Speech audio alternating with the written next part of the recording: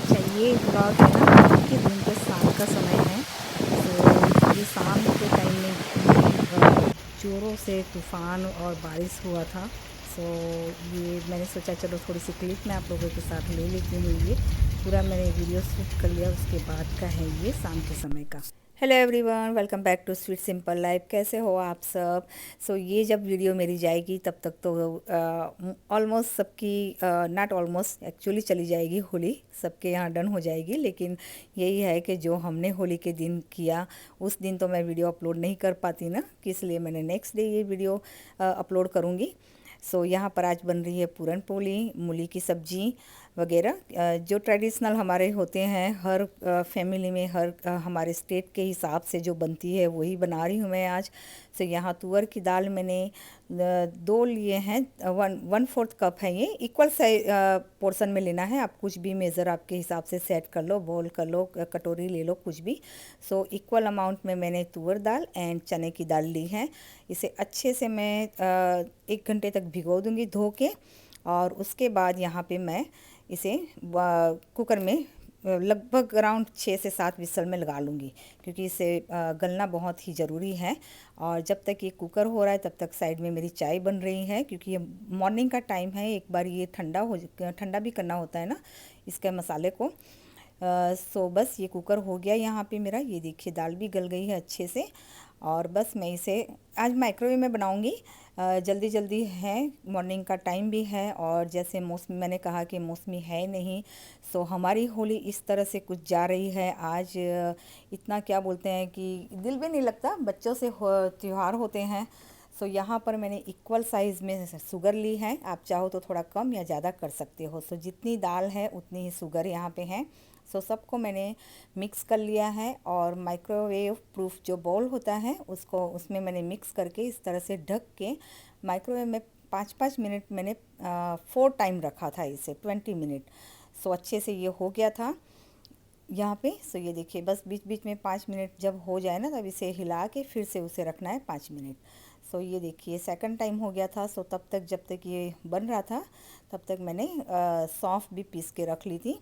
और देखिए जो चम्मच का जो भी हम जिससे हिलाते हैं वो इस तरह से अगर रखते हो वो गिरता नहीं है, खड़े रहता है। दैट मीन्स कि हमारा मावा अच्छे से भुन गया है, सिक गया है। अदरवाइज़ वो ढीला रहता है तो फिर अच्छे से फिलिंग नहीं होती उसमें, और सारा कुछ बाहर आ जाता है। और ज़्यादा ड्राई हो जाएगा तब भी ये प्रॉब्लम होती है। कुछ ढीला रहे तो आप इसमें बेसन डाल सकते हो 1-2 चम्मच, और फिर से इसे कुक कर सकते हो, अगर ये इस तरह की कोई प्रॉब्लम हुई तो। बस इसमें फिर मैंने सौंफ जो पीसी थी वो डाल दी और इलायची डाल दी।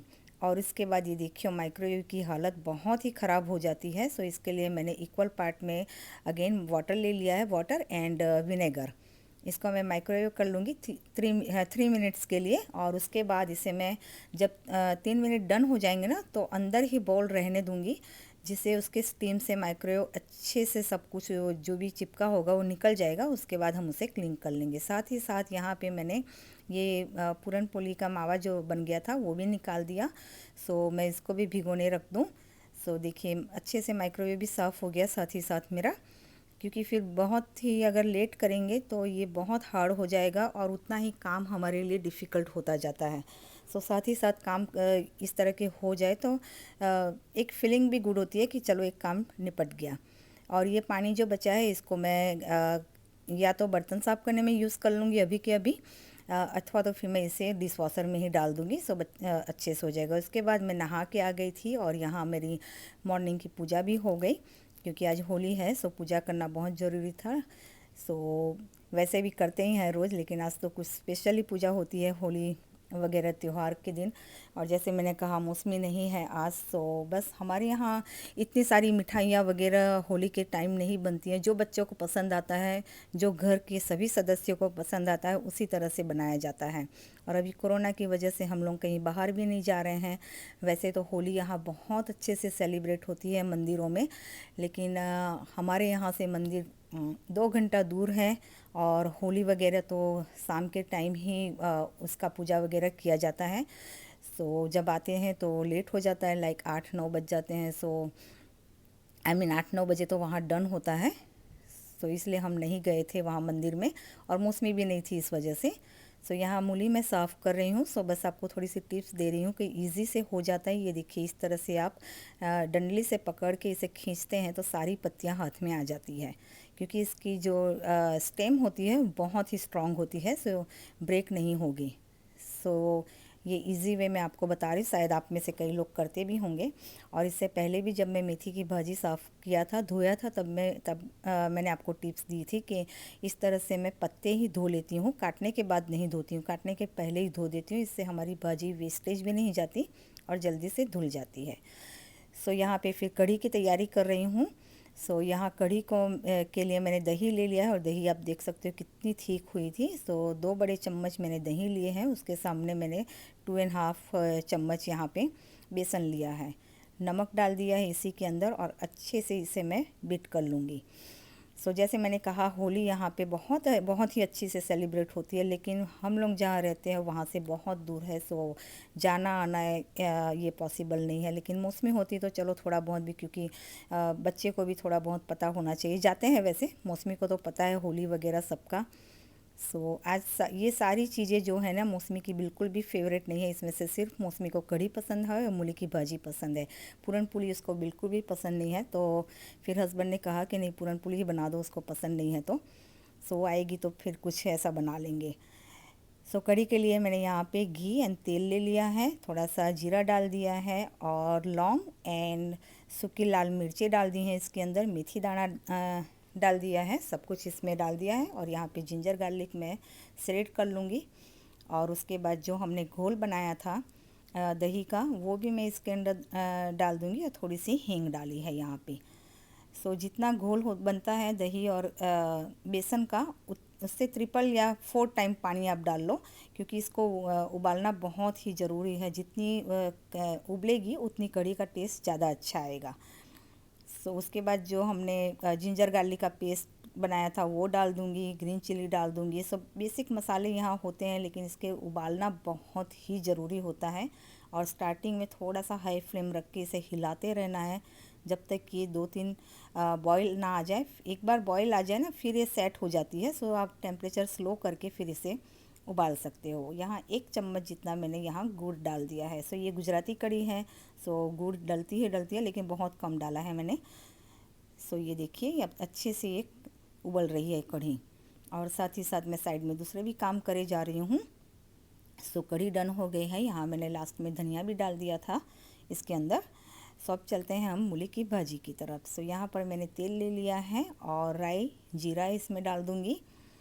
और मूली मैंने बहुत टाइम बाद बनाया, क्योंकि इस बार पटेल ब्रदर्स में इंडियन ग्रोसरी में अच्छे आ गई थी मूली, तो ले लिया। और देसी स्टाइल थे, छोटे छोटे से, नहीं तो वो वरना ना बहुत बड़े बड़े आते हैं। और खूब सारा इसमें मैंने गार्लिक डाल दिया है, अच्छे से उसको भी भून लिया। उसके बाद जो मूली हमने धोई थी पत्ते वो डाल दिए हैं, और मूली भी काट के इसके अंदर डाल दी है मैंने। और अब इसमें मैं नमक डाल दूँगी यहाँ पे, और ये हल्दी भी डाल दिया है इसके अंदर। थोड़ा सा पानी डालना है, बहुत ज़्यादा नहीं, क्योंकि ग्रीन लीफ है, थोड़ा पानी इसका और भी रिलीज़ करेगा। मूली भी खुद अपने वाटर रिलीज़ करेगी। और कई लोग मुझे यहाँ पूछते हैं कि आप कौन सा ऑयल यूज़ करते हो। सो मैं कुकिंग में सेसमी ऑयल यूज़ करती हूँ, जो हमारे तेल होते हैं ना, कोल्ड प्रेस वाला, वो यूज़ करती हूँ। और फ्राइंग में मैं यहाँ पे पीनट ऑयल यूज़ करती हूँ। फ्राइंग में कभी भी ऑलिव ऑयल हो गया या इस तरह के तिल का तेल हो गया, वो यूज़ नहीं करना चाहिए, क्योंकि उसे हाई फ्लेम पे नहीं कुक किया जाता, नहीं उसका अच्छे से रिज़ल्ट नहीं आता है। बस ये मूली मैंने 6-7 विसल लगा ली थी कुकर की। और उसके बाद यहाँ धनिया पाउडर, जीरा पाउडर थोड़ा सा, और गरम मसाला डाल दिया है इसके अंदर, और अच्छे से इसे मैं मिक्स कर लिया मैंने। और उसके बाद यहाँ पे मैंने थोड़े थोड़े से स्मैश कर लिए थे वो मूली जो होती है ना उसे, और उसे ढक के थोड़ी देर और पकने दिया था, क्योंकि इसके मसाले अच्छे से इसमें मिक्स हो जाए। और ग्रीन चिली भी डाल दी है। सो ये देखिए, मैं गैस को आगे वाला मैं बंद कर रही थी, और पीछे मैं इसे ले लूँगी अब। अच्छा, यहाँ पे मैंने ये बेसन भी थोड़ा सा भून लिया था, 2 चम्मच जितना माइक्रोवेव में भून लिया था इसे बिना ऑयल के। और ये इसमें मैं डाल दूँगी लास्ट में, पहले डालेंगे तो ये नीचे चिपकता है। और बेसन में के हिसाब से मैंने यहाँ नमक डाल ले लिया है थोड़ा सा, और इसे भी मैं थोड़ी देर के लिए इसे कुक होने दूँगी, क्योंकि बेसन को भी पकना, इसके अंदर मिक्स होना बहुत ज़रूरी है। पक तो गया है, हमने भुना है इस वजह से। सो कुकर को बस मैंने पीछे ले लिया अभी, और आगे मैं थोड़ी सी प्लेन रोटियां भी बना दूंगी, क्योंकि हस्बैंड और मुझे दोनों को ही सब्जी के साथ प्लेन रोटियां पसंद है, और जो पूरन पोली है वो स्वीट डिश में हम लोग खाते हैं। और मेरा ऐसा है, पहले मैं बिल्कुल भी पसंद नहीं करती थी पूरन पोली, लेकिन अभी मेरी ये वन ऑफ द फेवरेट हो गई है, और मैं खाती हूँ पूरन पोली, अचार और कढ़ी, ये मेरा कॉम्बिनेसन है। सो शायद मैं आज ना खाऊं, मैं कल खाऊंगी वो। सो बस यहाँ पे ये देखिए पूरन पोली के लिए मैंने यहाँ पे रोटियां हो गई है। सो अभी इसका मैं फिलिंग कर लूँगी यहाँ पे। सो इस तरह से इतना थोड़ा सा ये सॉफ्ट डो होना चाहिए, बहुत हार्ड होगा तो आपकी फट जाएगी, और बहुत ही ढीला होगा तो वो बीच में से जो बबल्स आते हैं ना उस तरह के हो जाएंगे। सो ये आटा का लगना बहुत ही ज़रूरी होता है। आटे में मैंने थोड़ा सा मोन भी डाला था, आई थिंक मैंने आपको बताया, आगे या मिस हो गया पता नहीं। सो बस इसे इस तरह से फिल करके, और जो फोल्ड साइड होता है ना वो अप रखा करें, ऊपर की साइड रखा करें जब बेलते हैं तब। सो उससे भी एक ये टिप्स है कि फटती बहुत कम है। सो ये देखिए थोड़ा सा मैंने पहले बेल लिया, फिर इसको पलट के जो ऊपर की साइड होती है ना, जहाँ से हम फोल्ड करते हैं वो ऊपर होनी चाहिए। सो फटेंगी नहीं, और सब कुछ भी मैटर करता है, आपका मावा भी अच्छे से होना चाहिए, आटा भी अच्छे से लगना चाहिए, तभी ये फटती नहीं है। सो ये देखिए अच्छे से ये फटी भी नहीं है, और मैं इसे तेल से नहीं सेकती हूँ, जस्ट ऐसे ही सेक लेती हूँ, और ऊपर से फिर इसमें घी लगा लेती हूँ। हमारी गुजराती में तो इसे साइड में बोल में घी लेते हैं, मेल्ट किया हुआ, उसमें डुबो डुबो के खाते थे पहले ज़माने में। और मुझे उस समय पूरन पोली बिल्कुल भी पसंद नहीं थी, तो ऐसे उन लोगों को देखती थी मुझे पूरी, ऐसे कहते हैं ना, वो रोंगटे खड़े हो जाते थे कि ये लोग कैसे खा रहे हैं ऐसे घी में। वैसे भी मुझे घी इतना भात कढ़ी खिचड़ी हो गई ना, वो सारी चीज़ों में पसंद है, मुझे ऊपर से इतना घी पसंद नहीं है किसी भी चीज़ में। सो सबकी अपनी अपनी चॉइस होती है।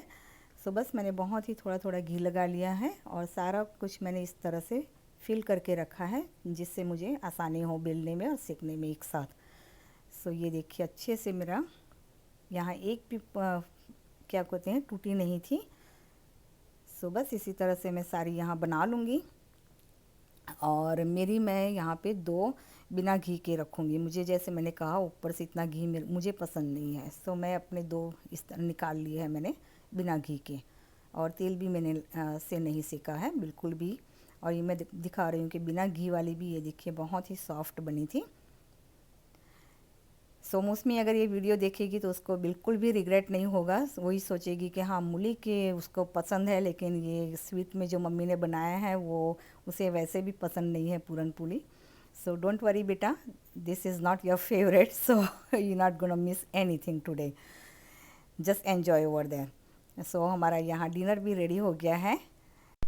और हमारे जो ये सारे त्यौहार हैं ना, हमारे बच्चों को सिखाते रहना चाहिए। ये मेन होता है कि हमारी ट्रेडिशनल रीत रिवाज कैसी हैं वो बच्चे को जानना बहुत ही ज़रूरी होता है, स्पेशली हम लोगों के जैसे जो हमें दूर रहते हैं, और जो मेरी तरह हैं जो बहुत ही छोटे से टाउन में रहते हैं यहाँ यूनाइटेड स्टेट में, कि कहीं भी जाना हो तो 2 घंटे ड्राइव करके जाना हो, तो जैसे मंदिर वगैरह सारे फंक्शन होते हैं अभी, लेकिन यही बात हो जाती है कि इतनी दूर जाना सिचुएशन में पॉसिबल नहीं होता। और ये देखिए शाम का समय था, बड़ी का टाइम शाम यहाँ 6 बजे का रखा गया था जैसे मैंने कहा मंदिरों में, लेकिन आई डोंट नो, मुझे नोटिफिकेशन अभी अभी मिली है कि नहीं होगा, ये कैंसिल हुआ है वहाँ होलिका दहन आज प्रोग्राम, क्योंकि बहुत ही ज़ोरों से बारिश हो रही थी स्टार्ट, और ये सारी रात चलेगी फोरकास्ट के हिसाब से।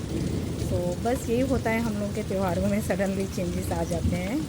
सो चलिए फिर मिलते हैं अगले ब्लॉग में। Thanks for watching, bye bye.